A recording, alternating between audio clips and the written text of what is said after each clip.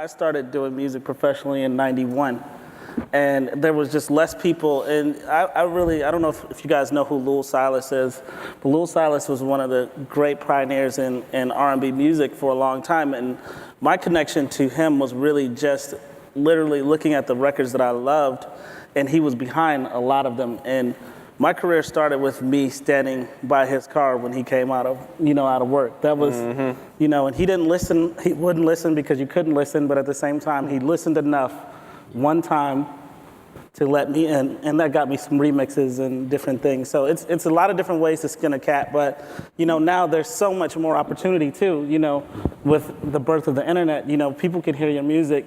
Executives do listen to music, online. They sit in their offices late, and if the word gets out of what's going well or somebody's doing this, they will listen, and that's not something that was an option there either. So I think it's tougher in today's climate, in some ways, to get in because the group is bigger. Yeah. But at the same time, I think it has its advantages. So it's just a matter of, you can't cry over where it is today versus where it was then. But the opportunities, I think, are still the same for people that are passionate, that don't have a backup plan to making music.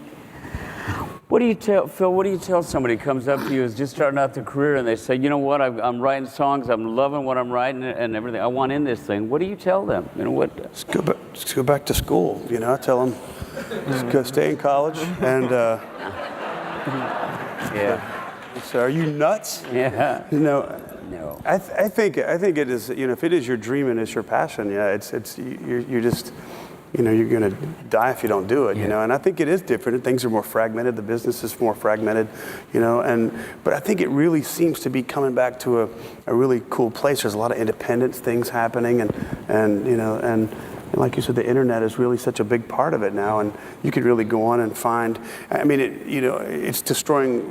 It's like the music business is alive and thriving, but the record business is, we've done it wrong for so many years. That it's sort of been raped and pillaged, and now it's time to.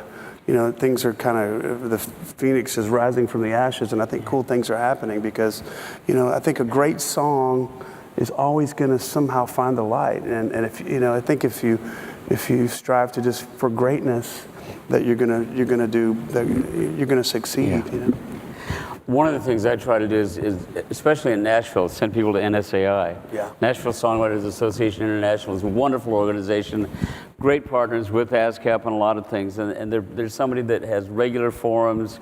You can participate with other songwriters and the like, and I hate to get all Jiminy Cricket on you, sometimes this rare combination of Jiminy Cricket and Gandhi, I'm going to tell you right now, this is what I'm thinking for your future right now, and it's just, and the fact is, it's not the way I am. I mean, just somebody can cut me off in the freeway, and it's a quick trip from Gandhi to Himmler for me, But the fact is, I also think that there's a spiritual element in what we do, that we're not selling concrete, that there's some kind of a mystical element in this whole thing. Again and again, I've met people that are successful in this business who stayed in it when everything was against their being successful in it.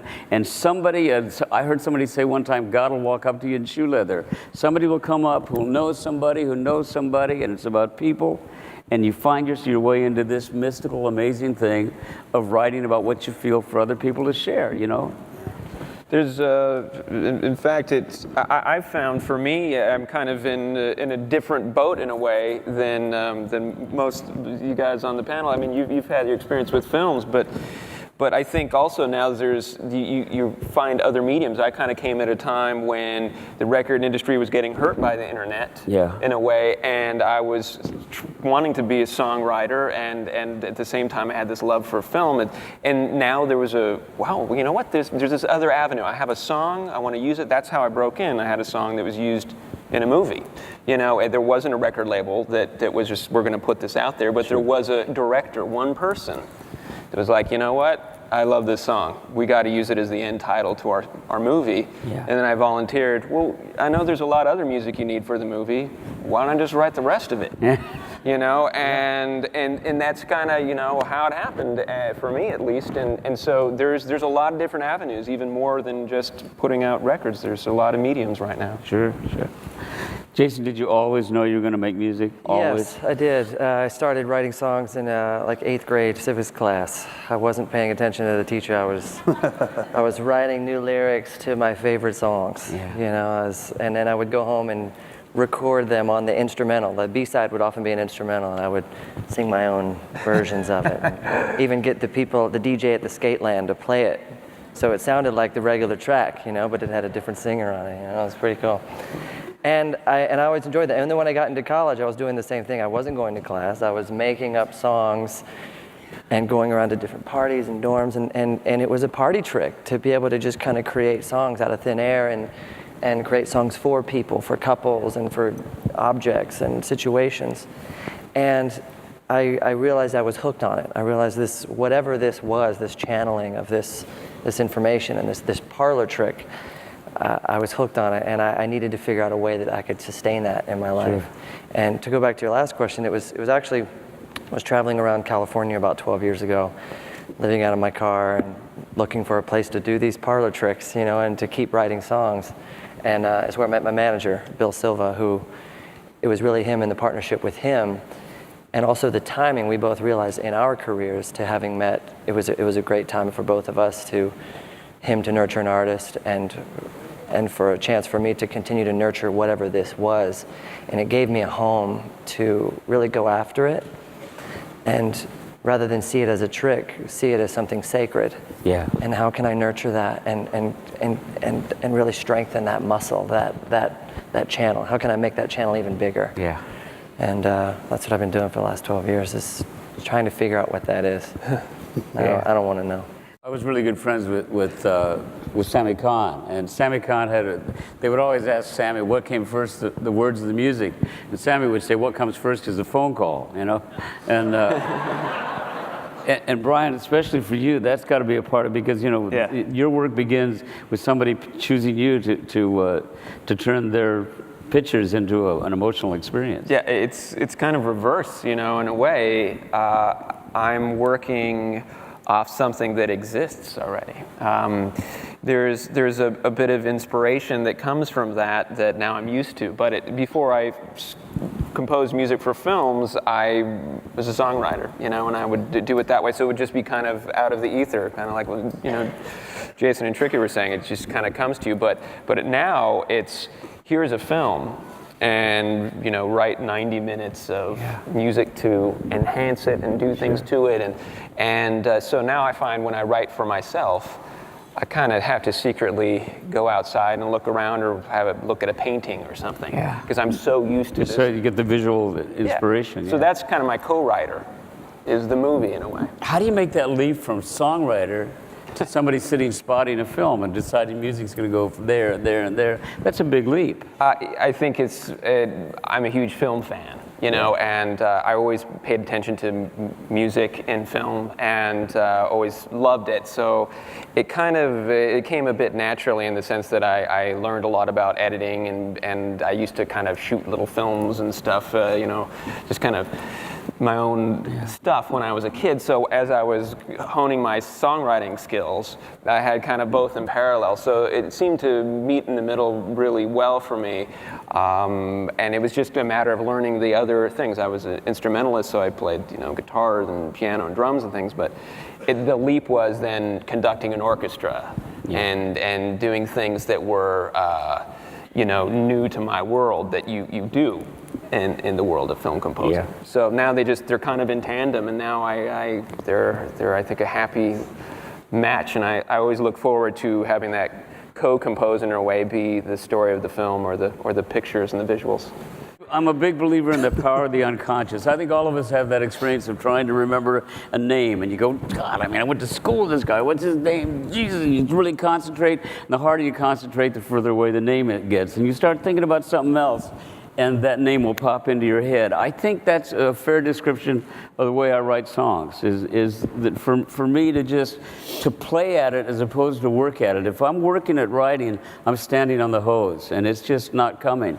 But if I can just be silly, I mean, if I can just stay loose, it seems to come. And if I, again, writing about real simple stuff, ouch, mommy, pick me up and love me, I need you. If I write what I'm feeling, I seem to have a better chance of communicating it. Because what we feel, I think what makes a hit song is not we're writing something that is unique to us, but what everybody feels. If it's the, oh, I feel that too. Yeah. I want to talk a little bit about the creative process with collaborators. You know, and I'll start on the other end here, because in Nashville, you sit down with somebody you've never seen before in your life at 10 o'clock in the morning when your breath would spin the windmills in an old Dutch painting, you know.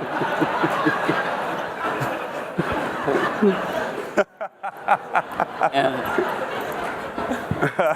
you sit down with this person and you open up your heart and it begins pouring out. Talk to me about that process. Well, I mean, I think it is. I think you have to be sort of comfortable with the person that you're, you know, saying stupid stuff to before you find that really good line, you know, and comfortable. And a buddy of mine always said, you know, you gotta. It's like I always feel like I'm dropping my pants, man, in front of somebody. And I get it, but I mean, understand you have to really expose yourself and be open to, you know. I know a lot of, you know, bull songwriters that try to say, no, this is it. I've only been right 47 times. I heard of that one time. That was pretty good. But I think, you know, you just have to really be, you know, able to.